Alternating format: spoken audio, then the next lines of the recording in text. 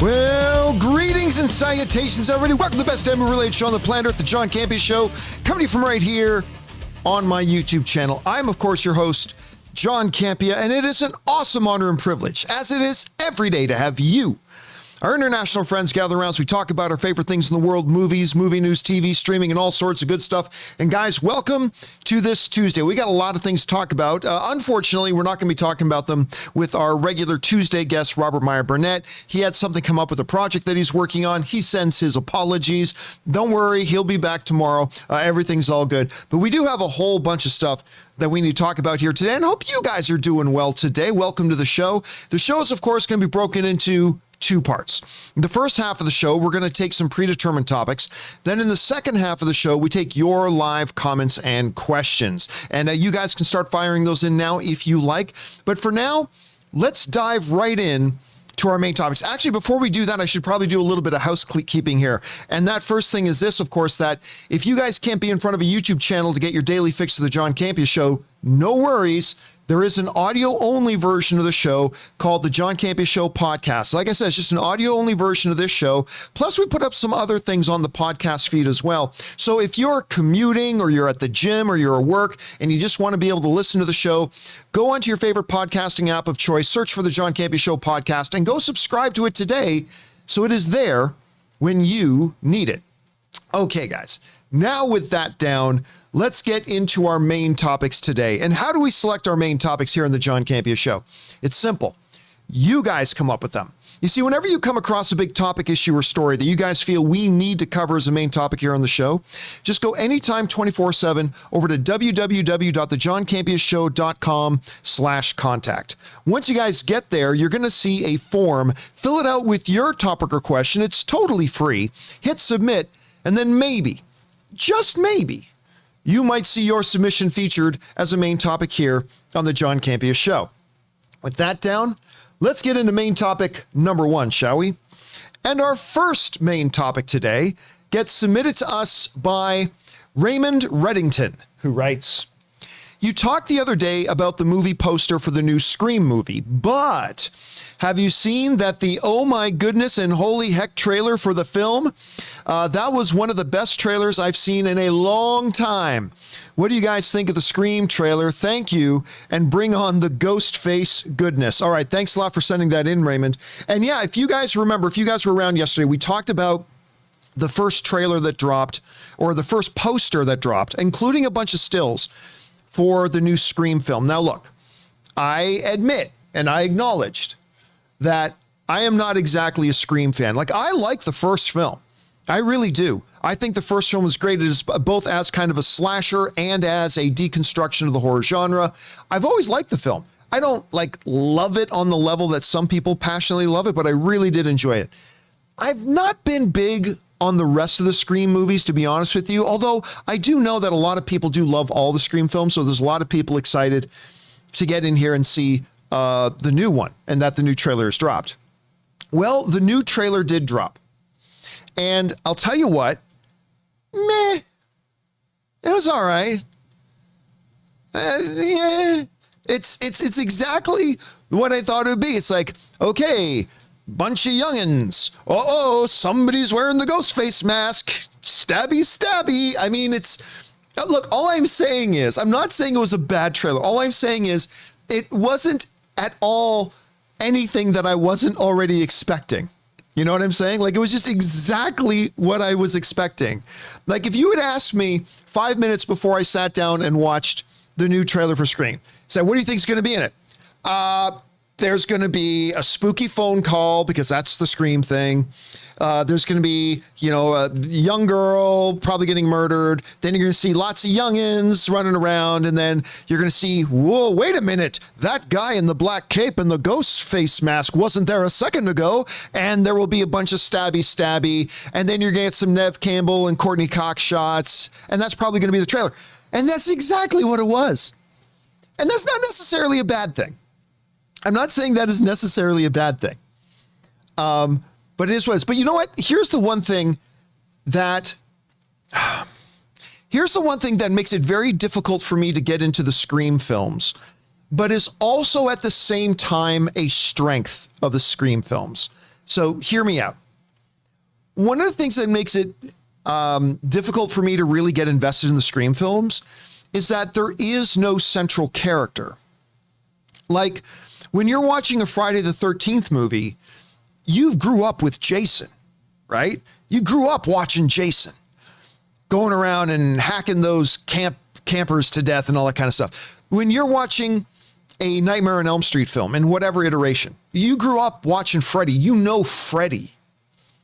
When you're watching a Halloween movie, and admittedly, I'm not a big fan of the Halloween franchise, although I love the last one that came out. I think the last one that came out was great. But when you're watching a Halloween film, you know Michael, right? Like you grew up watching Michael. You know Michael. When Michael shows up, you know.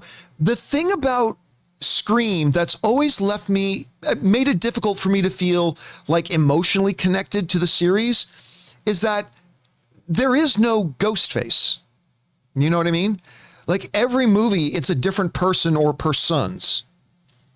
It's not one guy. So like some dude shows up wearing Ghostface. It's like, oh, maybe this is a menacing, terrorizing, fear-inducing, or maybe it's a 95-pound soaking wet nerd like me. Who am I? I'm 220 pounds. But maybe it's a 95-pound soaking wet nerd who just finished, playing Super Smash Brothers and whacking off for the fourth time today to his dad's VHS porn film. I mean, I don't know. I don't know who's under the mask. And it's just, so that part of it has always made it very difficult for me. Like, because when you're talking about other franchises like Fridays or Nightmares or Halloweens, you know that character. You grew up with that character. When that character shows up, business is about to go down, like all that kind of stuff, right? With the Scream films, the fact that there is no one character, it's just any random whoever who decides to put on the black cape and the ghost face mask and wants to go stabby. So that's always been a hindrance to me to getting attached to it. However, that being said, I just read comment in the live chat said, hey, don't knock my lifestyle choices, Campea. Well said, Red Comic. I apologize. I don't mean to be judgy. Well said. Okay, so that's the thing to me that's the biggest weakness of the Scream franchise for me. That being said, the fact that the killer is always somebody different, the fact that it's not one central character, the fact that it is anybody could put on the mask and put on the black robe, that introduces to the Scream franchise an element that's not in any of the other slasher horror franchises, which is the element of a whodunit. There's a mystery element to it, right?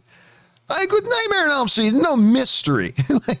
Freddy, you fall asleep, he comes in the dreams, he kills you, stabby. With Jason, you go to the camp, you have sex in the, you get filthy in the cabin at night where you're not supposed to be. The dude in the hockey mask is showing up and stabby. The same thing with Scream, the fact that it is different characters all the time, it brings that level of, it's almost becomes like a detective story at the same time that it's a slasher story, right? And so while I say it's a weakness to me that it's always a different guy because I never get attached to it. So seeing the Ghostface mask means nothing to me. But at the same time, it's also a strength for the franchise because it brings that element that other horror franchises don't have. The mystery aspect, the detective aspect, the solving it aspect. Who is Ghostface, singular or plural, this time? And I'll give it that. And that works for some people. It not quite as much for me, but whatever. So again, I watched the trailer. It was nothing that I wasn't expecting to be. Bunch of youngins, guy in a mask, stabby. Yeah, it is what it is. That doesn't mean I won't think the movie's great. Because remember, I didn't like the Halloween franchise at all until the last Halloween movie. And then I went into it and I'm like, oh my God, this is awesome. Maybe I'll do the same thing with this Scream movie. I hope I do.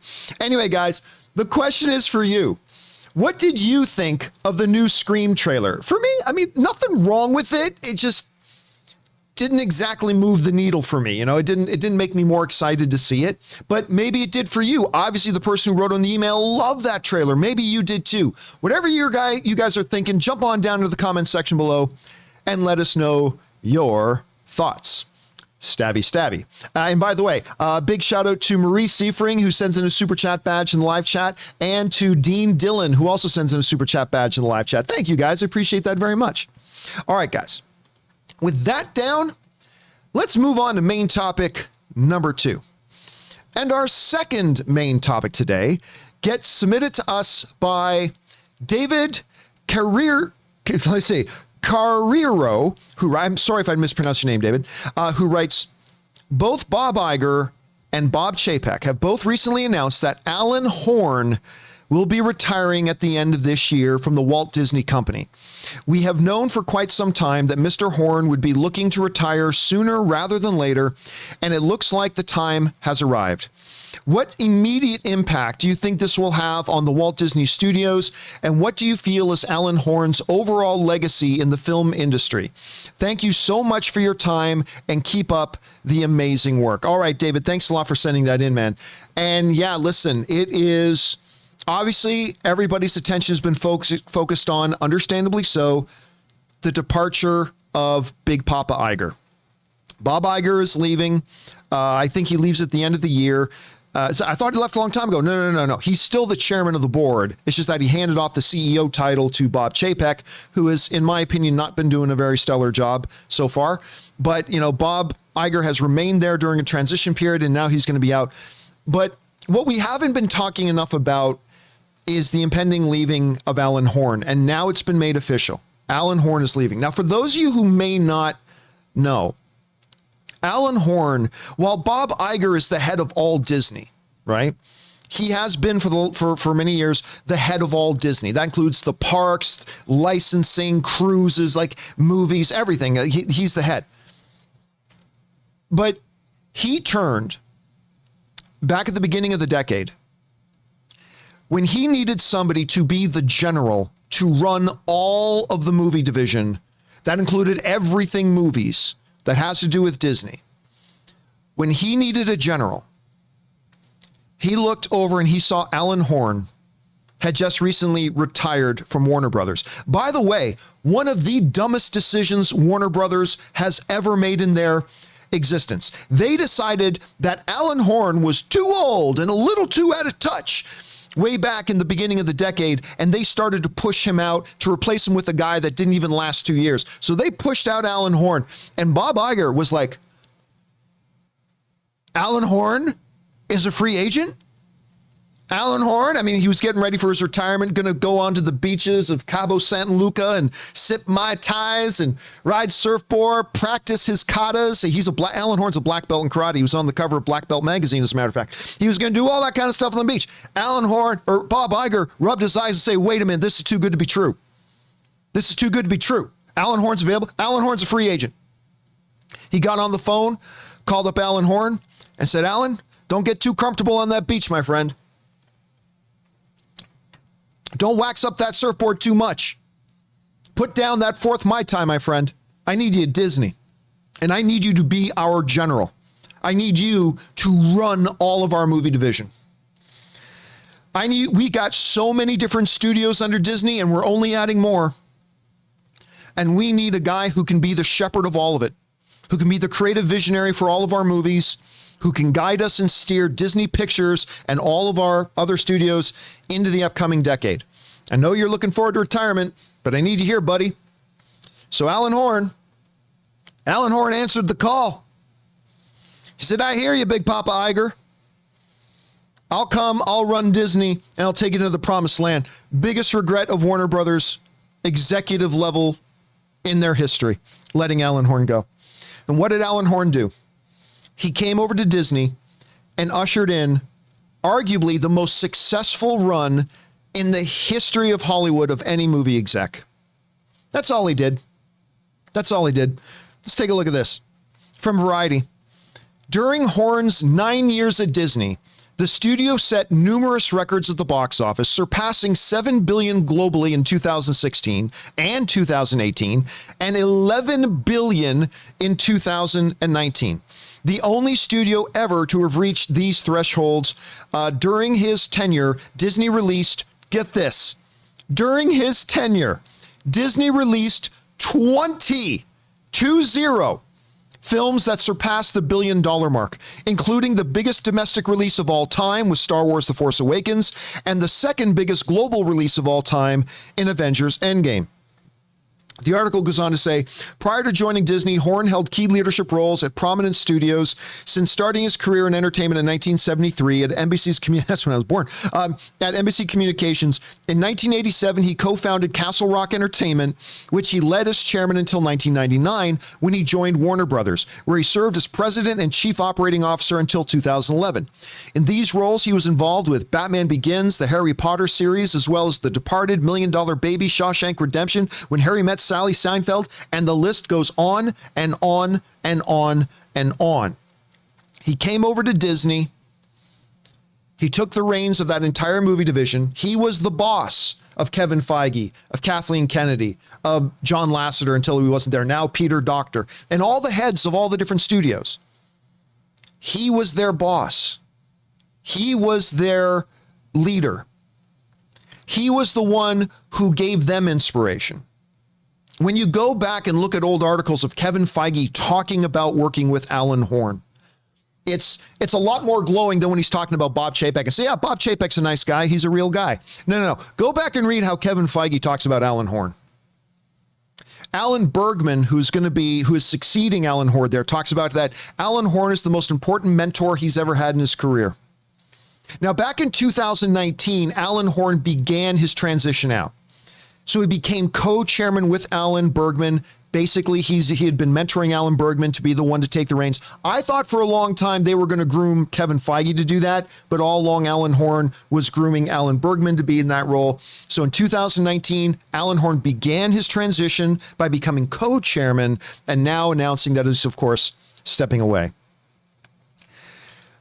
It is understandable that when we talk about Disney, and we talk about all the successes that they have had with Star Wars and Marvel and Pixar and Disney Animation and everything else that they do, it's understandable that we first and foremost think of Big Papa Iger. We think of Bob Iger, right? He is the head of Disney.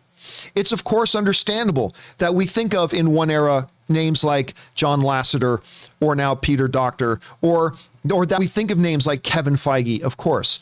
And the one guy who has been at the center of all of it, very quietly standing in everybody else's shadow, not seeking the spotlight, not looking to be the guy that all the cameras take the pictures of, not looking to be the one who has his name in the headlines. The guy who has very quietly been at the center of all of it has been Alan Horn. Now, I, of course, was very, very critical. The one thing I was always very critical of Alan Horn was his knee-jerk reaction to how he handled the James Gunn situation when that went down a couple of years ago. But being the seasoned vet that he is, him and James Gunn remained in communication the whole time. They mended that relationship, and James Gunn is now coming back to do Guardians of the Galaxy 3, which we will be talking about here in a few minutes. But if you're a movie fan, if you're a fan of these almost uncountable number of incredible films that have come out of Disney, and some bad ones, you have to be aware of what an event it is to know that Alan Horn is now stepping away. Alan Horn's in his mid-70s. I mean, he began, get this. For anybody who thinks it's too late to go to school, or anybody thinks it's too late to say, Alan Horn started at Disney in his mid-60s. Alan Horn was in his mid-60s when he started at Disney. If you had told Alan Horn in his mid-60s, as he was kind of shuffling out of Warner Brothers, thinking that his career was now done, he had run the good race, he had fought the good fight, he had accomplished a lot in his career. But if you had told Alan Horn that in his mid-60s, as he was packing up his desk, putting all of his little Funko Pops and whatever in the box to carry out of Warner Brothers, if you had told them, oh, by the way, Alan, who's, turning 64, 65 at that time, you were only about to embark on the biggest, most significant successes of your career that's going to immortalize you in this business. He probably would have said you were crazy. In his mid-60s, he went over to Disney. and did the work that would ultimately be the work that will define him and his career. He guided and mentored and shepherded and facilitated the incredible financial successes of Star Wars. And, certain movies had quality successes or not. That's up for debate. But of the incredible explosion of Pixar. Pixar was already an entity before that, but man, he ramped it up. And of course, then working closely, Kevin Feige finally had that ally. Kevin Feige had that guy that Kevin Feige had to work for so long with like Perlmutter, and he hated it. He hated his job. He hated who he had to work with. Alan Horn came in, became that guy that Kevin Feige could work with, that could mentor him, that could steer him, that could give him leadership and inspiration and equip him to do all the incredible things that Kevin Feige has done. And for that, we have Alan Horn to thank. So Alan Horn leaving Disney is significant. And it again marks kind of the overall transition. We are moving out of the Big Papa Iger era at Disney. We're moving into the Bob Chapek era. Bob Chapek has already, before now, he had already replaced a lot of Alan Horn's authority with some of his banker friends making the decisions now. So it's a sad time. What will the immediate impact be? The person in the email asked. I don't think we're going to feel any immediate impact. I don't think like tomorrow, all of a sudden, everything's going to be on fire. No, usually on these big, higher level regime changes, it takes years to feel the actual impact. So I don't think there's going to be any impact, but wherever Disney goes from here, whatever happens moving forward, whether it be decline or more success or whatever, you're always going to have to look back at the tenure and the service and the era of Alan Horn. We're all going to be tempted to just talk about Bob Iger in this era. We're all going to be tempted just to talk about Kevin Feige in this era, but we've got to mention that of Alan Horn. He's kind of the Alexander Hamilton in the story of Disney. Is that a good analogy? I think I just gave a great analogy, ladies and gentlemen.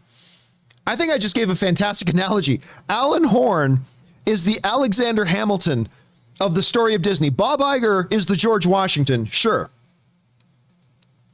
Bob Iger's the George Washington, sure. But Alan Horn is the Alexander Hamilton of this. And his importance to this era of Disney cannot be overlooked. And so as a film fan, and I hope I speak on behalf of a lot of us as film fans, we want to say to Alan Horn, dude, thank you for the continued decades you gave to bringing entertainment to us. Thank you for setting a model that even in your mid-60s, you knew your best work was just about to start. Thank you for your role in delivering some of the most memorable, fun, entertaining, and enjoyable and bonding experiences that you've put up on the screen for us as fans. And Alan Horn, we all hope you have a wonderful retirement, dude. You have more than earned it. This is your second time trying to hit that beach, dude. And all of us in the fan community, we just want to say to you, thank you. If we were a WWE auditorium right now, we'd be chanting, thank you, Alan. Thank you, Alan. That's what we should be doing as film fans right now. So thank you very much, Alan. And we hope all the best for you. And man, I hope Disney doesn't burn to the ground after you and Big Pop Iger leave. Anyway, guys, question is for you. What do you think about this new development? This is not surprising. Alan Horn is stepping down and retiring, going into retirement again. We wish him all the best. Whatever you guys are thinking about this, jump on down into the comment section below and let us know your thoughts. All right, guys. With that down, let's move on to our third main topic today.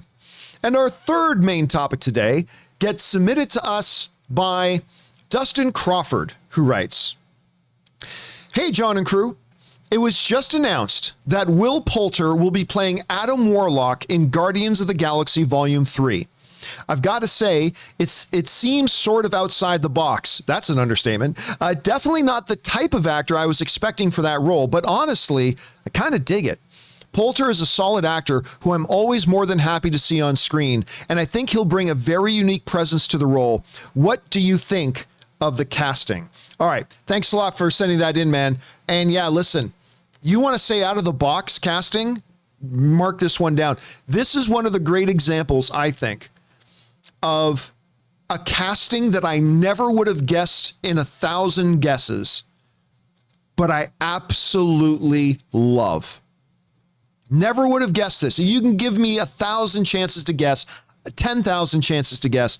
I probably never would have come up with the name Will Poulter. I probably never would have come up with that name. I probably never would have got there. But then you say it's Will Poulter, and I go, really? Oh my God, that's actually really good. That's actually really good. Will Poulter. Now look, I understand a lot of people, when they think of Will Poulter, they'll think of, oh damn, what's that comedy he did with Jason Sudeikis? We're the Millers? Yeah. They'll think of him as playing the Virgin in We're the Millers. And yes, he is very, very funny in that, right? But you don't look at the Virgin kid in We're the Millers and instantly think of major MCU superhero. You can think of him in Maze Runner. And he's good in Maze Runner. But you don't think that's a dude who's going to be one of the most powerful heroes in the MCU, or at least in the comics, one of the most powerful characters in the comics. And that's the guy who's going to be doing it.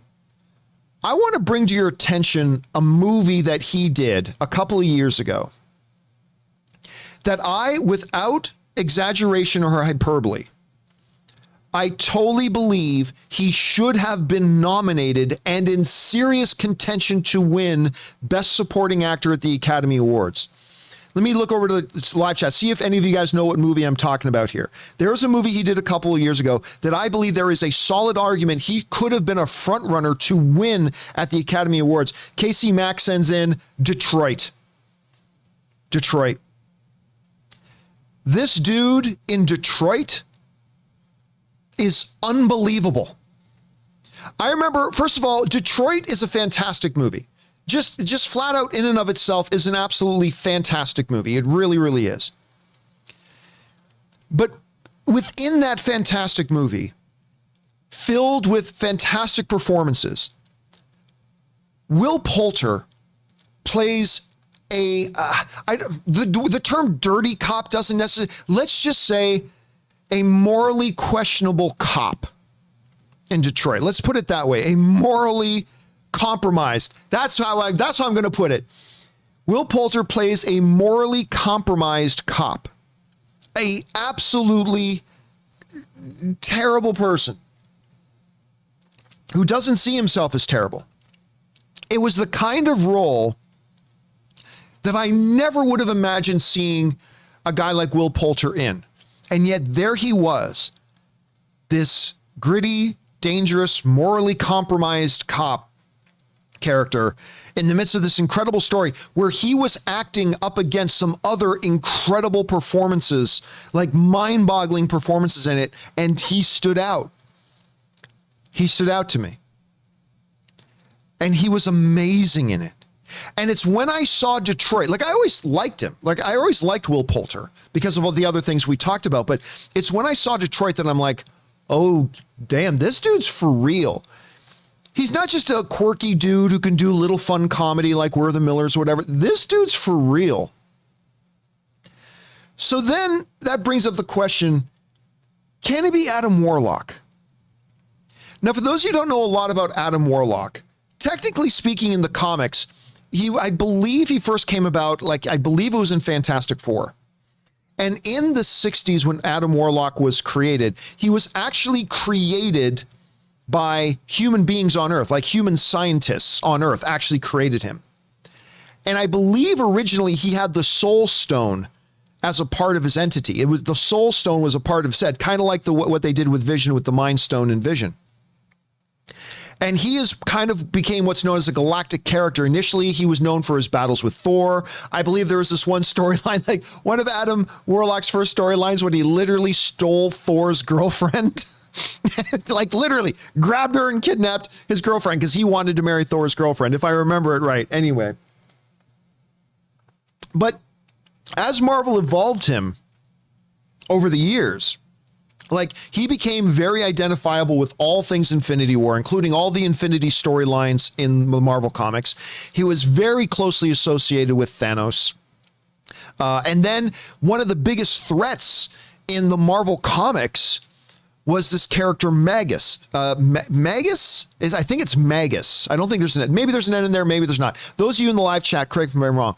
But Magus, who turns out, Magus was this character who was actually from the future and was Adam Warlock. That at some point in the future, Adam Warlock became corrupted by the power of the Soul Stone and all this kind of stuff and became the ultimate evil in the universe. And now he's like kind of fighting against himself. There's a lot of cool storylines in there. Now, obviously, in the MCU, they're going to be going with a different thing. This was, of course, something that we saw in Guardians of the Galaxy 2. Remember that alien race was creating a being to go after the Guardians. And she said, what's it called? And she goes, Adam. And which, of course, everyone went, oh my God, they're bringing in Adam Warlock. And then we haven't heard anything about Adam Warlock since. Well, now we know they are. This has been confirmed by Deadline and by James Gunn himself. James Gunn put out a social media post welcoming Will Poulter to the MCU universe. This comes to us from Variety, who writes, one of Marvel's most powerful superheroes is finally joining the Marvel Cinematic Universe. Will Poulter, Midsommar, has landed the role of Adam Warlock in Guardians of the Galaxy Volume 3, which writer-director James Gunn is set to start shooting later this year. Welcome to the Guardians family, Will Poulter, Gunn posted on Twitter on Monday. He's an amazing actor and wonderful guy. See you in a couple of weeks. So it's all official. He's playing it. Now, the question then kind of becomes, is he the right guy to play Adam Warlock? And it's difficult. Is he a good fit to play Adam Warlock? It's difficult to answer that because we haven't read the script. Like, you and I haven't read the script. Obviously, this is not the Adam Warlock exactly from the comics because he wasn't created for the Fantastic Four by a bunch of human scientists on Earth in the 60s, right? So they're already departing from it. So how is James Gunn going to write this character? And without knowing how James Gunn has written the character, it's very difficult to say who would or wouldn't be a good fit to play the character. But I recognized in the live chat before the show started, some people were talking, what some of you guys in the live chat were talking, and you're pointing out that, hey, listen, if they could make Kumail Nanjiani a superhero in the MCU, they can make anybody a superhero in the MCU. And that was a really good point. So I am very excited about this. And, you know, I've heard some people there are two things of speculation I want to address here. One, once news of Will Poulter coming to the MCU to play Adam Warlock came out, a lot of people speculated that this was the reason that Will Poulter left the Lord of the Rings project. Because remember, Will Poulter was supposed to be in that Amazon Lord of the Rings series? Well, that's not true. Because the Lord of the Rings series is already done shooting. At least season 1 is all done shooting. Whereas they haven't even started shooting Guardians of the Galaxy yet. So I really don't think that was going to be a problem. The other bit of speculation, and this one is more interesting. There are a bunch of people speculating that we could see Will Poulter in Thor: Love and Thunder as Adam Warlock. And this is not the craziest theory. Now, you might say, but John, they've shot the movie. Yeah, but remember, by the time they announce the casting of an actor, that actor was probably already signed on for 6 months. Like, remember when the news of Ben Affleck being Batman first got released, we later found out he had actually signed the deal 6 months earlier. Maybe even longer. Maybe it was like 8 months earlier. I can't remember exactly. It is theoretically possible that Will Poulter actually signed up for this 3/4 of a year ago, flew to Australia, was on set for Thor: Love and Thunder for a couple of days to maybe shoot a post-credit scene or something at the very end. And of course, Thor's connection with the Guardians of the Galaxy would be a good entry point for Adam Warlock. So I'm guessing maybe, look, I'm not saying he's going to be in Thor: Love and Thunder, but I'm not going to bet against the idea that he could be making a cameo in Thor: Love and Thunder. I wouldn't bet against that. It's a possibility. It is a possibility. Not important, but it's impossible. It's a possibility. So I don't know, guys, question is for you. What do you think about a couple things here? Number one, that it's now confirmed that Adam Warlock is finally making his introduction into the MCU. And two, and maybe more importantly, it's going to be played by by Will Poulter. If you're like me, you're like, that's not a name I thought about, but but now that you know it, how do you feel about it? Do you think he's the wrong guy for it? Are you excited about the idea he's playing it? Whatever you guys are feeling, jump on down into the comment section below and let us know your thoughts. Okay, guys. With all that down and out of the way, we're going to move on and start taking your live questions. But before we do, I first want to give a shout out. During while we were doing all that, a whole bunch of people were sending in super chat badges in the live chat, and I just want to give a shout out to those people. Talia Vasquez sent in a super chat badge. Luke Manley sent one in. Alex Sanchez. IR Gio Rigo sent one in. Jody Harkvey, Chris 360 TV sent one in. Eric Benson sent one in. And guys, thank you to all of you guys who sent in those super chat badges while we're doing that. You just send them in to be supportive, and you didn't even have questions asked. So thank you so much for that. Appreciate that very much. Okay, guys. With that down, let's now move over and start taking your live comments or questions. If you want to get a live comment or question read on the John Campea Show or an upcoming companion video, simply use the tip link that's down in the description of this video. Go click on it there, or you can enter it in manually at www.streamelements.com/movieblogtv/tip. You'll be getting your comment or question read on a show if it's, of course, appropriate for our show. And, of course, and maybe even more importantly, you'll be supporting the channel at the same time. And all of us involved at the John Campea Show, thank you guys so very much for your support. Okay, guys, with that down, let's get over to your questions, shall we? We're going to get things started off here with Jack Wade, who writes, Tosca isn't for everyone. Hey, John and Rob. Rob's not here today, unfortunately. No Time to Die looks to be the last Jedi of James Bond movies in terms of it being so polarizing, especially for hardcore fans. I, being one of them, wasn't bothered by these choices, especially since all the aspects were things Bond had to deal with in the books. It might be nice to see Craig do a standalone mission, but the anger should be directed at Skyfall if you thought he was Luke. A great way to look at this movie. What if Tracy lived? Well, I mean, first of all, Jack, I have to 100% disagree with you about that. So let me just bring this up. Saying that, this is like as polarizing as The Last Jedi. And The Last Jedi was very polarizing. It was absolutely very divisive. But James Bond, No Time to Die is not. I mean, there are absolutely people who don't like it. Absolutely. It's film. It's all subjective. That's all good. But the vast majority of the audiences are really do like it. I mean, forget the 84% critic rating. It's got a near 90% audience rating. That's nearly 9 out of every 10 people who went to go see this movie enjoyed it. So while it is clearly not for everyone, and not everyone loves this movie, obviously, for sure, I would say it's not accurate to say this is a particularly polarizing film. I don't think that's accurate to say at all. Like when you got almost 9 out of every 10 people coming out of it saying they liked it, you can't really call that a polarizing film. It still means there are people who didn't, and that's totally fair. No movie's for everybody. But I don't think we can call No Time to Die a polarizing movie, not when that number of people, and by the way, these are verified audience scores. That means it's verified that each person who registered to vote on this, they verified actually had tickets to the movie. They actually bought movie tickets and actually saw the film. This isn't just some random anybody can go and register something. So yeah, is it for everybody? Absolutely not. Is it a polarizing film? I don't think it's fair to call it a polarizing film, but that's just my opinion at any rate. All right, next up, we go to Kylo Ken, who writes, hey, John and Rob's not here.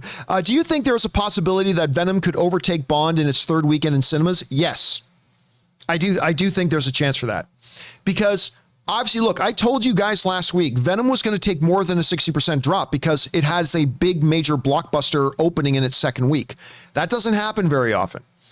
And so I think it took like a 68% drop. I'd have to double check the numbers of that. But here's the thing. If Bond takes a 25, let's say Bond takes a 50 to 60% drop, which is that's a good number. That's not bad. A 50 to 60% drop in its second week. That means in its second week, it'll be making like $25 million. It is theoretically possible that Venom could make more than that in its third weekend. So yeah, I think it is possible. I think it is absolutely possible that Venom could overtake No Time to Die in its third week, in Venom's third weekend. I mean, it's not likely, but I think there's a good possibility of that. So let's see if that's what happens. All right. Next up, we've got BK Dan who writes, John, what about the love of the American Ninja movies? The actor Michael Dudikoff would be an awesome addition to the Expendables series and a good ad because he's only 67, a bit younger than the rest. You know what? Yeah, listen, I remember growing up with fond memories watching the American Ninja movies for sure. Michael Dudikoff. And by the way, Michael Dudikoff is still a working actor today. Michael Dudikoff still works. I mean, it's a lot of these, lower level B movies, straight to whatever home video stuff, but he's still a working actor today. The only reason I don't think you'd see him pop up in an Expendables is all the names that tend to pop up in Expendables, especially the legends, are icons. Chuck Norris, Arnold Schwarzenegger, Sylvester Stallone, Mel Gibson. Why am I freezing on the one guy I was trying to think of? At any rate, Wesley Snipes is another one, right? Michael Dudikoff is not exactly a household name. You mentioned American Ninja movie. Maybe a lot of people remember that, but I don't think a lot of people think of that. So I don't think we'd probably see him in that, but who knows? Maybe. All right. The Jughead one writes in and tips in like $20. Thank you, Jughead. And Jughead writes, hey, John, I was the anonymous tipper that commented on Shang-Chi being like Kung Fu Panda. LOL. I will rewatch Shang-Chi again. It may grow on me. Love and respect to you, John and Rob from the UK. Well, listen, you don't have to rewatch.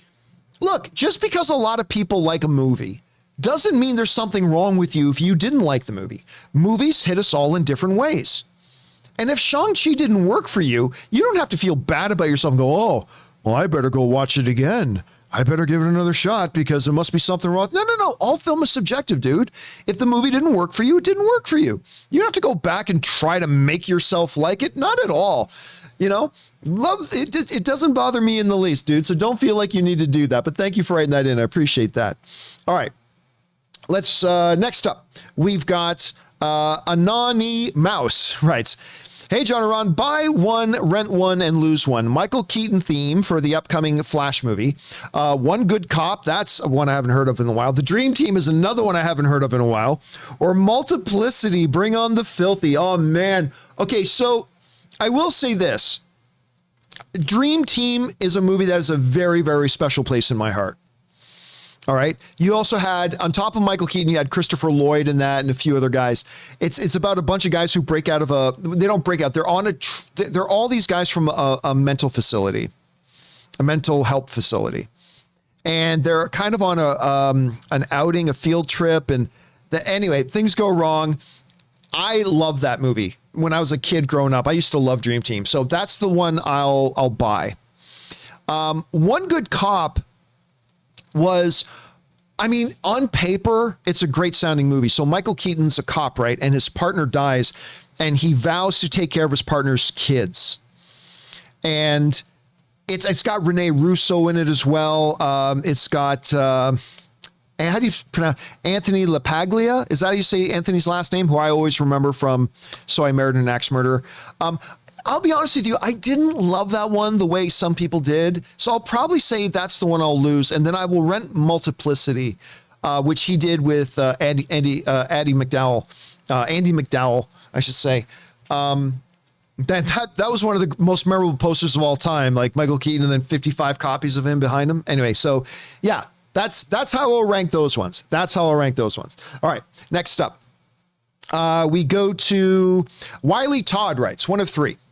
Hey, John, I want to talk about an underseen movie called Beautiful Boy. I was just talking about Beautiful Boy the other day, the Steve Carell, Timothy Chalamet film with Chalamet and Carell. It is personally one of my favorite movies, but it is a hard watch. It's a very difficult watch. It's a hard watch being in a family with my brother doing the same things as Chalamet in the movie.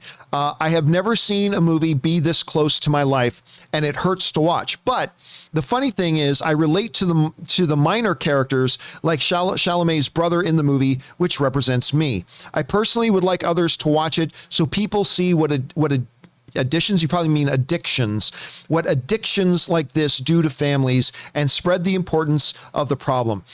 It was, I mean, like most people, my real introduction to Timothy Chalamet was Call Me By Your Name, which I believe he was nominated for an Academy Award for. That was kind of my introduction to him. The next film I saw of his was Beautiful Boy, playing the son of a good, I believe it's based on a true story too. I could be wrong about that, but I believe it's based on a true story where this kid, this young guy, develops a major addiction and how it tears his life and the life of his family. It affects not just him, but the people around him. And it's a powerful movie. And that was the movie to me, because you never know with a movie like Call Me By Your Name if that was a one-hit wonder, right? You never know. Maybe that was a one-hit wonder performance. After I saw Beautiful Boy and my jaw was in my lap, that's when I started thinking, this guy could be the next Daniel Day-Lewis. Because again, if we're talking about acting ability in terms of mutant powers, his X gene is off the chart, man. His potential is off the chart. Like, he is beyond Omega level. And I just don't see any theoretical limit to how good he can be. Is he as good as Daniel Day-Lewis right now? No. Is he the best actor in the world right now? No. But this dude is still really young. Mid-20s, if I'm not mistaken. He's only getting better. And Beautiful Boy is definitely one of those movies to me that really drove that home. If you have any doubt, I recommend, guys, if you want to give yourself some homework before seeing Dune, watch Call Me By Your Name and watch Beautiful Boy. They're tough watches, particularly Beautiful Boy, but I mean, you'll walk away with an appreciation for this dude like you probably didn't have before. But anyway, that's just my thing on that. Thanks for sharing that, Wiley Todd. I appreciate that, man. Next up, The Sock writes, how do you think that Flash Thompson will react to learning that Peter is Spider-Man? I think he'll be upset at first, but will come around at some point. Well, understanding how much of a hero Spider-Man is to him, I think he'll be on board with him. I honestly think he'll be one of the guys that comes to Peter's defense. That's how I'm guessing. I don't know for sure, but that's how I think Flash and his Flash mob will react. All right, next up, Dangerous D writes, hey, John, have you ever been in Jollibee? You might have just already asked me that question. I just answered this question the other day. This Filipino franchise is slowly becoming competition internationally against McDonald's. Their chicken recipe is delicious and Yum Burger is awesome. There's a franchise in LA. Have you been there? Did you like it? Yeah, I was absolutely asked this question already the other day, and yes. On games night, we would have games night every week and at least 2 nights a month. 2 nights out of the 4 game nights a month, we would order in Jollibees and have. Jollibees is awesome, man. I love it. All right, next up, Eugene Reviews writes, hey, John, what is a memorable movie to you that came out either the day of your birthday or around that time period? Mine is Moneyball, September 23rd. Thanks and continue to bring on the filthy. Oh, I have no fucking idea. I have no idea. I do not walk around with movie dates in my head. Like, I am not Scott Mantz. I don't know movie dates. I couldn't tell you at all what movies opened in February of any year. I have no idea. On Moneyball, however, that's great. Moneyball is awesome. I love that. That's the one that to me that was like, oh my God, like Jonah Hill can really act. Brad Pitt was great in it. I actually got to travel. True story. I got to travel to where did the Oakland A's play? Wherever it was, because I don't think the Oakland A's play right in Oakland. But anyway, wherever it is the Oakland A's play, I actually got to go there, and we went to their baseball stadium, and they did the press day for Moneyball at the baseball stadium. And it was the first time I ever got to talk to Brad Pitt. That was the first time I got to interview and talk to Brad Pitt. And I love that movie, man. Chris Pratt's in that movie too, by the way. But yeah, that was the movie that to me is like, wow, Jonah Hill can actually really act. I actually really liked him in that. All right, next up. Brazilian dude writes, What most excites me about the Willy Wonka movie is strangely not Timothée Chalamet, who I adore, but rather the director Paul King. The Paddington movies he directed are absolutely brilliant, and I can't wait to see what he does here. Listen, no lie, I've told the story before, but I remember going to a press screening for Paddington. No expectations. John Schnepp ended up going with me. And we were both like, yeah, well, we'll see it. And then we'll go grab something to eat afterwards, blah, blah. Like not even really thinking about the movie, right? I remember we came out of that movie and we were like, oh my God, that was awesome. Like Schnepp and I were both like, that was great. And it only got better for me the more I watched it. Like I watched it a few more times after that, and it's just got better and better and better for me. And then Paddington 2 might even be better. And that's why people think I'm joking when I say this, but I'm not joking. I mean this in all seriousness, and to hell with any of you who might want to laugh at this, but I am telling you this. They make a third Paddington movie. And if it is on par with Paddington 1 and Paddington 2, I am telling you right now, it is in the conversations of the greatest trilogies of all time. Paddington? Yeah, fucking Paddington. The movies are that well made. They are that, they go right to your heart. They just charm you and enrapture you, and they're brilliant. And I love these movies.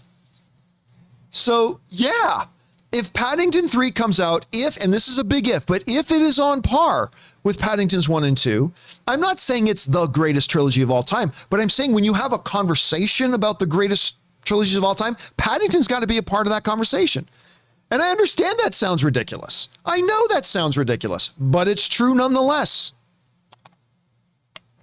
It is true nonetheless. Anyway, all right. Thanks for writing that in, Brazilian dude. All right, next up. Let's see. Luke1234 writes, hey, John. So I was curious.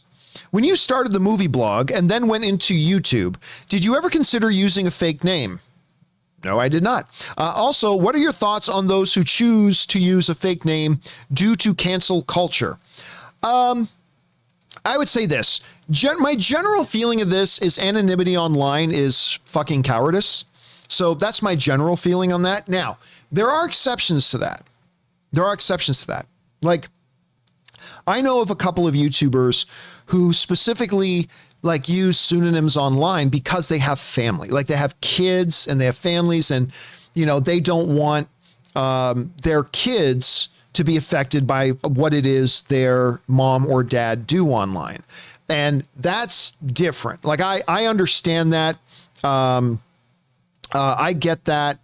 That makes perfect logical sense. Other than that, I just think basically, and being anonymous online is fucking cowardly. I think it's completely fucking cowardly. It's what breeds the brave, you know, keyboard warriors, because they hide behind the fact that they're anonymous and nobody knows who they are anyway. So it makes them all brave.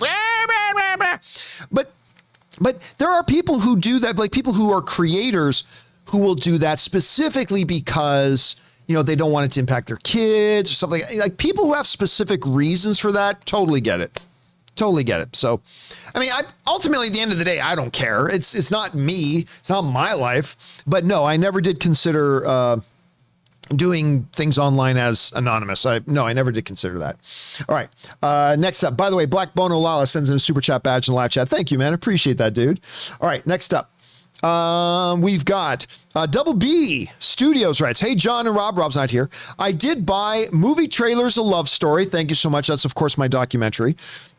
And I just bought my tickets to watch Tango Shalom at Sedona, Arizona. I'm sure Rob would love hearing that. I'm very excited. More so because it's like supporting my friends' dreams come true. I don't have a lot of friends, but I feel like y'all are my family. Well, listen, Double B, seriously, thank you so much for supporting Rob's new movie, Tango Shalom, which, by the way, everybody should run out to see as soon as you get a chance. And thank you so much for supporting my little movie, Movie Trailers, A Love Story, man. I appreciate that very much, dude. Thank you. All right.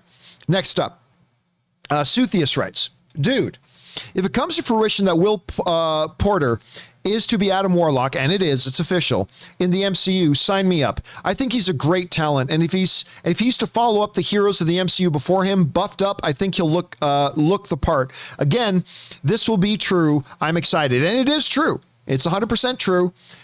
Deadline has reported it. James Gunn has confirmed it. It's all signed, sealed, and delivered. He's going to be it.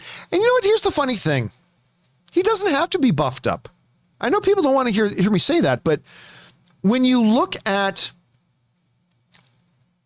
what makes Adam Warlock who he is, it's not like Adam Warlock is a regular human being and the only reason he can lift heavy weights is because he's got big muscles. He's super powered. He really doesn't need to have big hulking muscles. He doesn't need to. Now, they will probably do to him what they did to Kumail Nanjiani. You know, they'll probably get him with those $1 million dietitians and trainers and whatever, and give him 6 months and he'll be looking like really great, I'm sure. But it's honestly one of those characters that it doesn't really matter if he does or not, but we'll see how it goes, man. We'll see it. But he is such a good actor, Suthius. He's such a good actor. Okay, next up. Double B Studios writes, 1 of 3. Hey, John. So on the topic of if you don't like what I like, then you're dumb. Me and my wife grew up on totally opposite entertainment. She likes rom-coms, dramas, and some action. I grew up on fantasy, action, martial arts, slapstick comedy. We've sat down and watched movies and shows throughout the years that made our childhoods great through the 90s and 2000s, like Footloose, 13 Going on 30. Oh, I love 13 Going on 30. Miss Congeniality, I love that one too. The Ugly Truth, I love The Ugly Truth, and so on. Because of her, and she's seen Star Wars and so many to name because of me. Wasn't always the case. I used to get upset because she wouldn't like or laugh at what I laughed at, but I changed because of that. We've enjoyed many movies and shows together and watch some separate, and that's okay. PS3, 3B. I'm okay with her not liking the Three Stooges or In-N-Out Burger or ketchup on eggs. To each their own, and that's okay. Let's stop the you need to like what I like or your taste in entertainment is inferior. I did, and my wife appreciated it. Well, listen, Double B, honestly, that's a gospel I've been preaching for a long time. I've been preaching that gospel a long time. That, you know, if you don't understand that films are subjective, you don't understand film fandom. And this whole notion, like I always laugh when I see some people say, "Whoa, Will Campea, I saw that you liked this movie in 1998. Your taste in movies is suspect." I'm like, oh, so what you're saying is your taste in movies is the standard by which everybody's taste should be, because clearly you like that movie. And so if anybody disagrees with you at that, or you didn't like that movie, so if anybody disagrees with you, they don't have good taste in movies. It's like, shut the fuck up, you idiot. It's just the dumbest thing. You like something I didn't? Oh, you have questionable taste in movies. You didn't like something that I did? Because what you're basically saying is I am the standard by which everybody else is measured, and you shouldn't be that egocentric. You shouldn't be that myopic. And it just shows that you fundamentally don't understand the subjectivity of films. All film is art, and art will hit each individual person in a different and unique way. And so, yeah, listen, I believe this. I believe there is no such thing as good taste in movies. Because you know how everybody defines good taste in movies? Everybody defines good taste in movies the same way. If your tastes are similar to mine. That's what good taste in movies means. So you get some random dude out there, it's like, oh, this guy kind of likes most of the movies that I like, and he doesn't like most of the movies I don't like. He has good tastes in movies. Good taste in movies is totally defined by whoever the opinion giver is. It's a ridiculous notion. It's a ridiculous notion, at least to me, but whatever. Because, yeah, anyway, that's just dumb. All right, let's move on here. Let's see. Next up, we've got Joseph Curtis, who writes, "Hey, John. Wow, what a season for Ted Lasso. It was great. My God, I hate Nate. I really wanted Nate to be murdered in the show. Yes, I do. He is such a selfish jerk. Do you know what Nate meant by making him feel invisible? My fiance and I are confused by that statement, and I want Ted to yell in his face and slap him silly. Well, I'm not going to go into it, Curtis, because I don't want to give away the specific details of what happens in the conversation between Ted and Nate for anybody who may not be caught up yet, so I don't want to go into details. I will just say with you, I wanted to reach through the screen and strangle him to death through my television screen. I just hate that character so much. So much. And it's part of what makes the show so great. And I don't know the name of the actor who plays him, but my God, he does such a great, because he makes me want to reach through the screen and choke him to death. So that's a sign of a good actor right there. All right. Let's see. Some dude writes, I've always wondered, how do you manage your income when what your job is what you love to do? For example, if you review Witcher or Stranger Things in order to generate ad revenue, couldn't you justify Netflix or other services as a business expense? Oh, absolutely. Yeah, absolutely.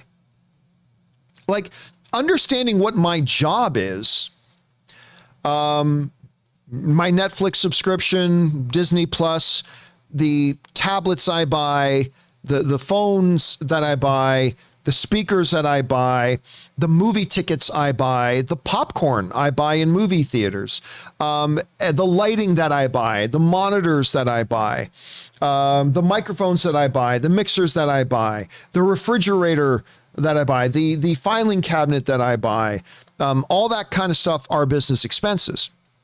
Now, here's the thing.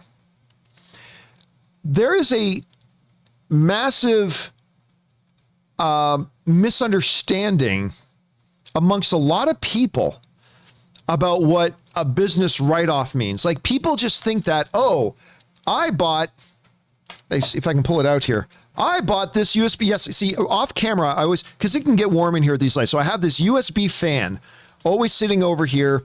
It's very quiet, but I have this USB fan sitting over here, right? It's like, oh, I bought this little USB fan for like $10.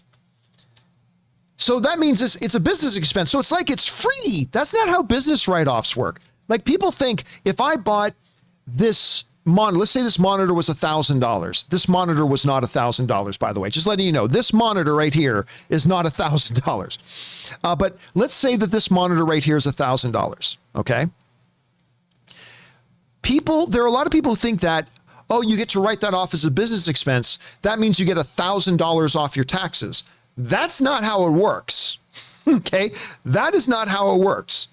Like me buying this $1,000 monitor, and again, this monitor is not $1,000, but if it were, me buying this $1,000 monitor, I will probably end up saving about $300 in taxes. So yes, there is definitely a benefit. There's absolutely a benefit, but there's a lot of people think, oh, just buy that $10,000 car because it's a tax write-off, as if that means the $10,000 car is just free. Well, what car is $10,000? I should have said $100,000 car. $100,000 car. They just think it means it's free. No. You still got to buy it and it's still going to cost you, but you will get, as a result of that business expense, you will get a little bit of a break in your taxes from it, but you're not going to get $1,000 off your taxes. I'll probably end up getting about $300 off my taxes because of that. Now, look, I am no tax expert. Don't listen to me. But actually, it's very interesting. I'm always amazed by how many people misunderstand what a tax write-off means. I highly recommend people, because this is very important to your daily life, folks. And what tax write-offs even you as an average citizen could be entitled to. Go and educate yourselves. Go read up on tax laws and what becomes legitimate tax write-offs and all that kind of stuff. So yeah, anyway, there's just that. Okay, next up. Where are we at here? But yes, all that stuff that has to do with my job, it becomes business expense. It absolutely is. Okay, next up. Andy Hong writes, 1 of 3. John, you got to see Midnight Mass. I've heard a lot. I've got it queued up. I'm definitely going to watch Midnight Mass. I've had a lot of people telling me about it. I am absolutely going to watch it. I've never given this score before, but I give it a 10 out of 10. It's truly that exceptional to me. I remember one of your viewers said that he or she enjoyed this despite their atheism. I'm Catholic, albeit a terrible one, and I appreciated both their support and criticism of Catholicism. Both views have helped me healthily assess my beliefs, and I believe anyone can enjoy this limited series despite their beliefs or lack thereof. I absolutely loved how Catholic beliefs and practices are used for allegories and subversion. It's incredibly and ridiculously creative. Since you have a fascination with theology, John, I would be extremely surprised if you didn't at least like it or appreciate the creativity behind it. Well, if I like it or don't like it, it'll have nothing to do with its religious points of view. Yeah, I remember that. Somebody wrote into me. It was a totally good question, saying like, I don't know if I want to watch Midnight Mass because I'm personally an atheist and like I don't believe in the supernatural, I don't believe in God and all that kind of stuff. And I'm like, well, okay, but why should that hinder you from watching entertainment? Like, I don't believe in the god Odin, but I can watch Thor. You know what I mean? I don't believe in the mystic arts, but that doesn't stop me from watching and enjoying Doctor Strange. I don't believe in magical nanotech that made up Tony Stark's magical Iron Man suit in the later movies, but I can still watch Iron Man. I can still watch Infinity War. You don't personally believe in your life, you know, the things of Catholicism or God or whatever. Okay, but that doesn't mean you can't watch a movie about it. So yeah, I think that's perfectly good. Anyway, Andy, it is definitely on my list of things I want to watch. Not because of the religious annotations at all, but just because I heard it's really, really good and I'm looking forward to checking it out. All right. Thanks for that, man.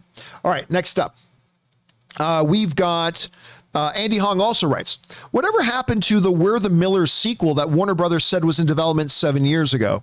I really enjoyed the first one, especially when Will Poulter was taught how to kiss and was hoping for a sequel. Let's get Poulter to bring on the filthy again. God, I really do like that movie. I really, really do like that movie a lot. But if I'm not mistaken, and you guys can correct me if I'm wrong, I don't believe Warner Brothers ever said they were developing another one. I think there were reports that Warner Brothers was looking at developing another one, but I don't think Warner Brothers themselves ever came out and said, we are making another We're the Millers. I don't think that happened. I think there were reports that behind the scenes, they were maybe looking to see if they could do something, but obviously it probably never came about and never actually happened. And I probably think it's, I probably think it's never going to happen at this point. I just think the time for that has come and gone, so I don't think that's going to happen. Let's see here. Next up, we've got Sam Fisher, who writes, I just binged the TV show Eureka on Amazon. True story. I don't know if I can tell you guys this or not. Let me think about it while I read the question. I just binged the TV show Eureka on Amazon, and I really enjoyed it. It follows the new sheriff of a fictional town of Eureka, Ketch. Of Eureka. Ketch is, punctuation is our friend, folks, fictional town of Eureka. Catch is that Eureka is populated by the U.S. government's top scientists and their top secret research, top secret research. Period. So a bunch of wacky sci-fi stuff happens. It's a dramedy that aired on the Sci-Fi Channel from 2006 to 2012. There are 5 seasons and has some really great guest stars like Wallace Shawn, Ming-Na Wen, and Felicia Day. If you haven't seen it, I suggest you do. Be warned, though, it's a procedural with formula. By the way, our friend Jordan Peters sends in a super chat badge in the live chat. Thank you, Jordan. Trying to decide if I can tell you something about Eureka. A little personal experience of mine with me and somebody on that show. Trying to decide if I can say something or not. I'm not going to say anything. I'm gonna enact that filter between the brain and the mouth. I'm going to enact that filter and try to keep myself and some other people out of trouble. But yes, Eureka was actually a really good show. I never watched the whole thing. But I remember I watched a couple seasons. It was a really fun show. You know what? I'm glad you reminded me that at some point I need to go back and finish it out because I don't think I ever actually finished it out. So I should at some point. All right. Next up, let's see here. Randy Salgado writes, I like the Grand Budapest Hotel. Is one of those few films I watch once or twice a year. Every time I watch it, I'm reminded of what a beautiful piece of cinema it is. From beginning to end, my cinematic soul smiles. Bring on the French Dispatch. You know, it's the funny thing. French Dispatch. Look, I know that movie's going to be good. I know it's going to be really good.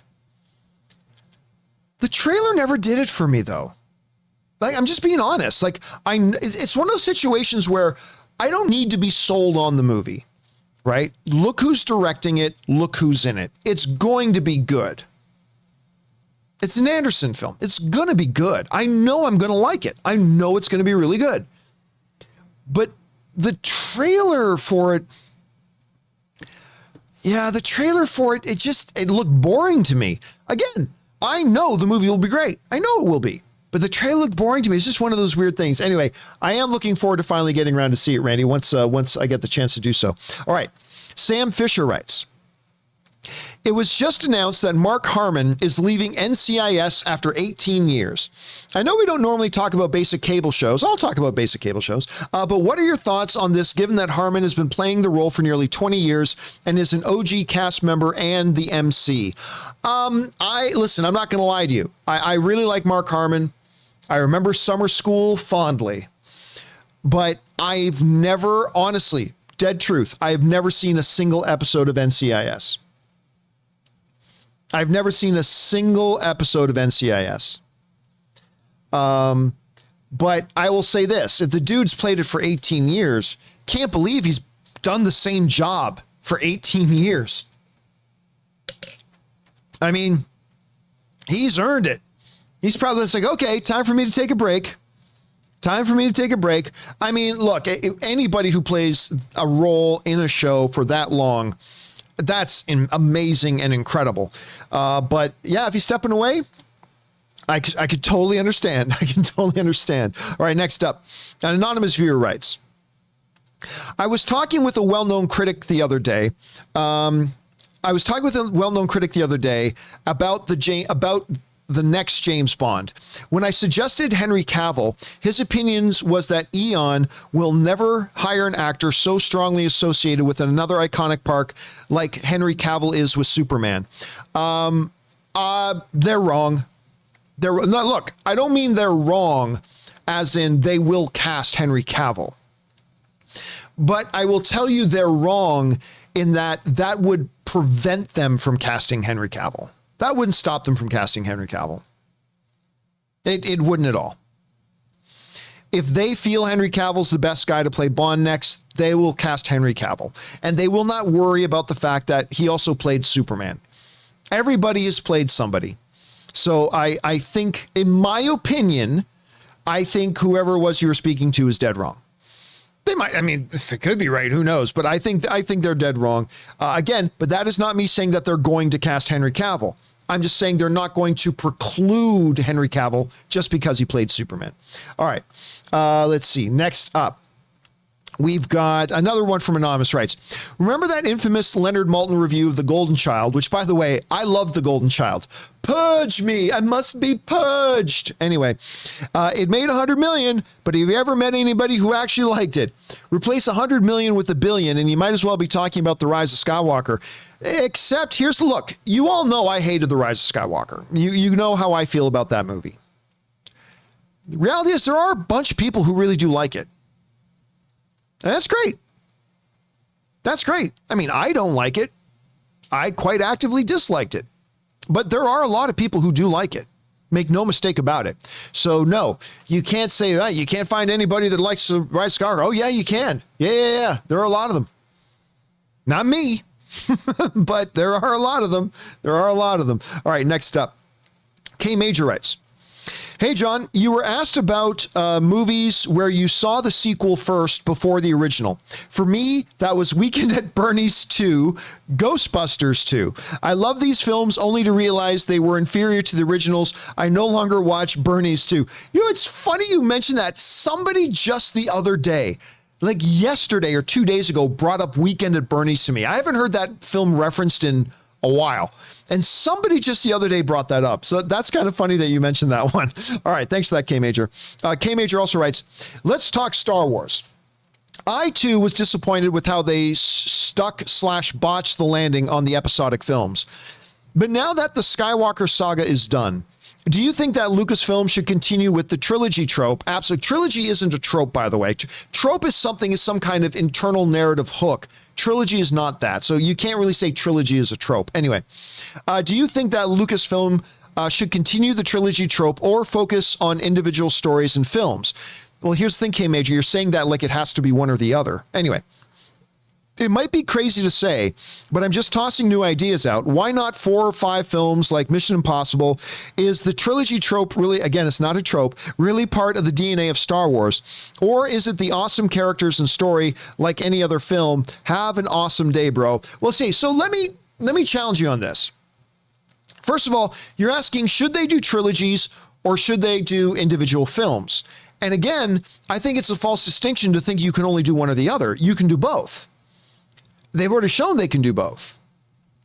You can be making a trilogy set and be making other individual movies or other individual TV series. It's not a one or the other thing. The idea about trilogy is that it feeds into the natural story structure of beginning, middle, and end. That's really where trilogy comes from. Now, there are some trilogies out there that aren't really trilogies. They just happen to make 3 films in that franchise. But the notion of there is a beginning to this overall story, a middle to this overall story, and an end to this overall story. Look at The Matrix, right? The Matrix, while maybe not initially envisioned of it, that's really how it plays out. The first Matrix is clearly the beginning. Then you have your clear middle, and then you have your clear end. How good or bad the middle and the end were is totally up for discussion. But yeah, I totally see Star Wars still using the grander concept of trilogy. If you have a grander scope story, do a trilogy. Call it Star Wars episode 10, 11, and 12. Centered around a new set of characters. Hopefully 30, 40, 50, 100, 200 years after the events of the Rise of Skywalker, with whatever situation the universe is in now. And while you're doing that, also do some other individual films. Films like Rogue Squadron, a series like The Acolyte, or Mandalorian, or The Book of Boba Fett, or Obi-Wan. So yeah, I think you can do both. And I think, yeah, telling stories in trilogies is definitely a grand part of Star Wars. It's kind of part of the DNA of it. But again, it's just a good way of telling a larger, grand, overarching story with your beginning, middle, and end. Part 1, Part 2, Part 3. I like that. And it does suit very well with Star Wars, and it is part of its DNA. All right, thanks for that, man. Next up, let's see here.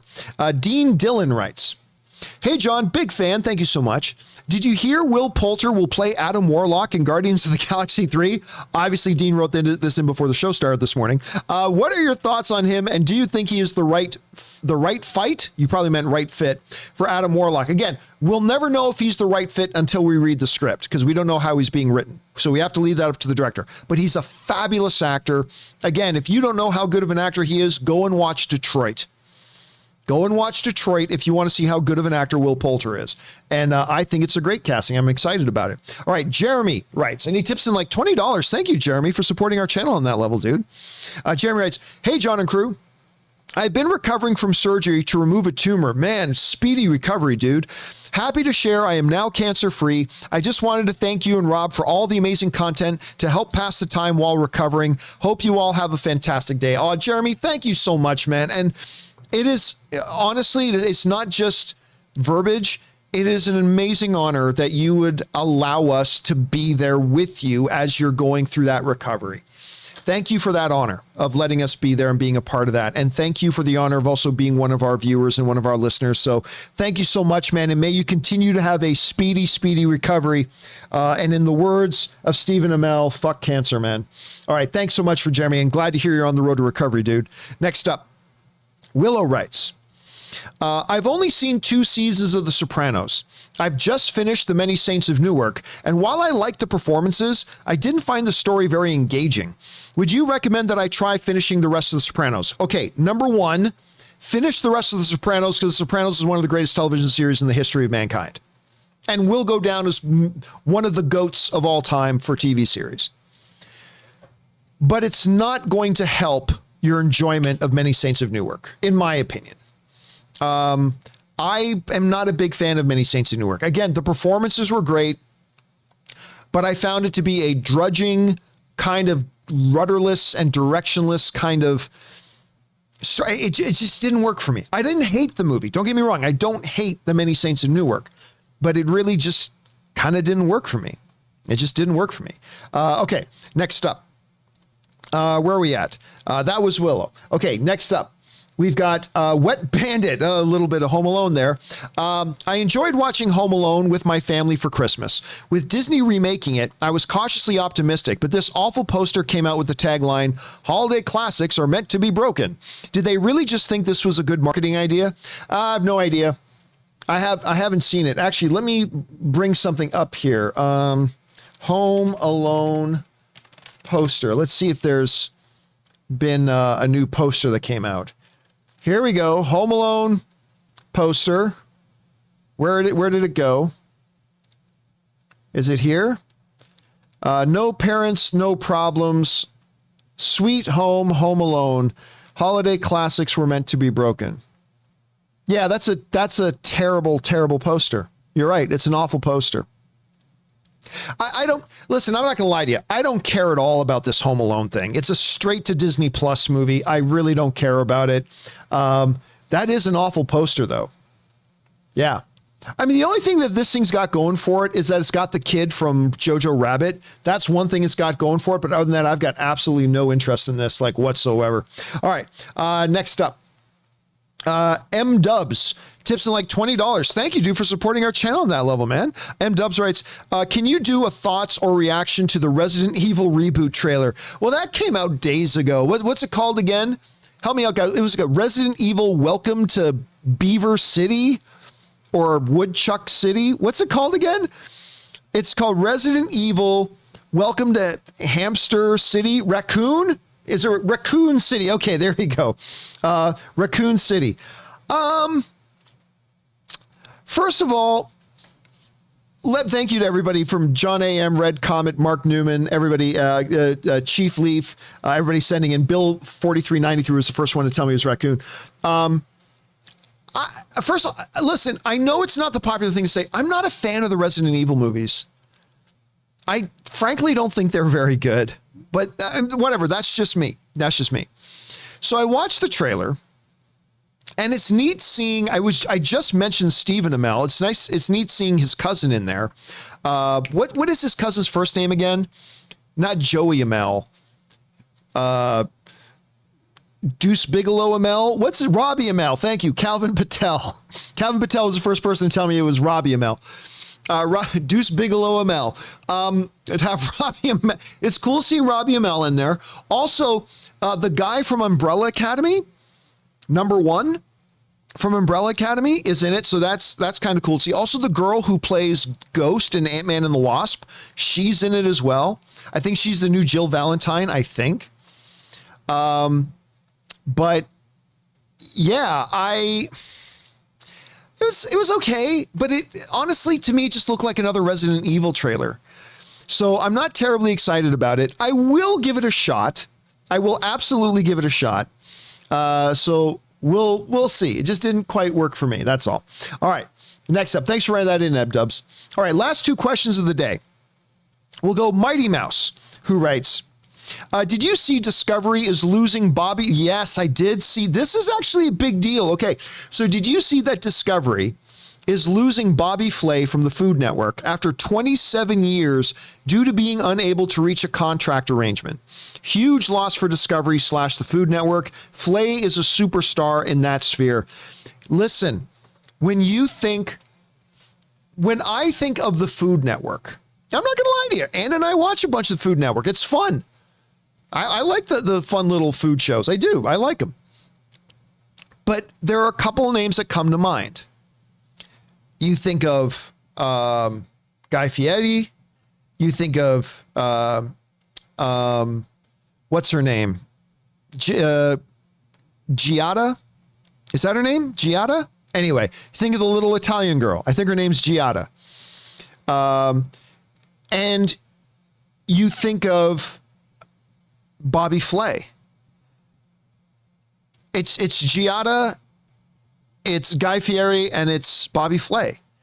I mean, Bobby Flay has had 15 shows on that thing. He's kind of like the centerpiece. I mean, right from the original, like Iron Chef and all that kind of stuff, it is almost impossible for me to imagine the Food Network without Bobby Flay.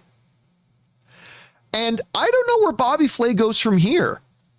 I mean, what do you do if you're Bobby Flay? It's like Discovery kind of has all those networks, right? Discovery has all those networks.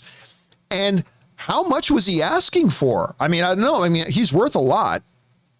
He's absolutely worth a lot. But yeah, it is the end of a massive era. Like Food Network and Bobby Flay just go hand in hand. And the fact that they weren't able to make a deal, to me, is crazy. It's absolutely nuts. So it's going to be interesting to see how that kind of works out. All right. Last question of the day, guys, comes to us from Sam Fisher. And Sam Fisher writes, I want to buy my ticket for Dune in advance, but which theater should I see it in? Dolby Atmos or IMAX? What would be the difference? Which do you prefer? I almost never do either because it feels, one, like a bit of a scam. It's not. And two, I don't think it's included in A-list. Well, Sam, good news. It is absolutely included in A-list. If you've got AMC A-list, you can get a regular little screening. You can get an IMAX screening. You can get a Dolby Atmos screening. It's all covered in AMC A-list. So if you are an AMC A-list member, it's all included. Different people will give you different answers. This is your mileage may vary and it depends on your own personal taste. But for me, I will always choose the Dolby Prime Atmos experience, the AMC Prime Dolby Theater. I will always choose that. The dual laser projection is like the best image I've ever seen in a movie theater. The high dynamic range of it, the deepest blacks, the richest colors with the Dolby Atmos sound. Now, there's a good argument to be made for IMAX as well. There's a great argument. And listen, if I can't go into a Dolby Atmos Prime theater, I'll go into an IMAX, no problem. But for me, I would always pick the Prime. I will always pick the Prime. So that's me. But again, there's no wrong answer. There's absolutely no wrong answer. If you go into an IMAX screen, you're going to have a great experience. You go into a Dolby, you're going to have a great experience. Hell, you just go into a regular theater, you're going to have a great experience from the sounds of it with Dune. So have a good time, my friend. Have a good time. All right, guys, that'll do it for today's installment of the John Campea Show. Thank you guys so much for being here and making this show part of your day. A very special thank you, by the way, to all of you guys who sent in the super chat badges. Thank you guys. And all you guys who sent in the live comments and questions. Number one, because you gave us great fun things to talk about. But number two, you supported this channel as you did. And all of us involved with the John Campea Show, thank you guys so very much for your support. Okay, guys, don't forget, Robert Meyer Burnett will be back again tomorrow. And again, he sends his apologies for today. Hope you guys will come back and join us as well. But for now, that'll do it for me, guys. Thanks a lot for being here. My name is John Campea. And until next time, my friends, bye-bye.